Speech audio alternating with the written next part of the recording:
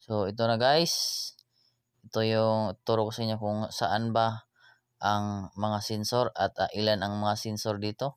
So ito is carrier na window type. Yan, so simulan natin kung saan yung mga sensor. Ito is thermostat sensor na nakalagay sa gitna. Yan, ito is thermostat sensor. At pangalawa nating sensor is nasa gilid. Ito is tinatawag na coil sensor sa evaporator. Yan. At ang pangatlo nating sensor is nandito sa gilid ng outer board. Ito is ambient sensor.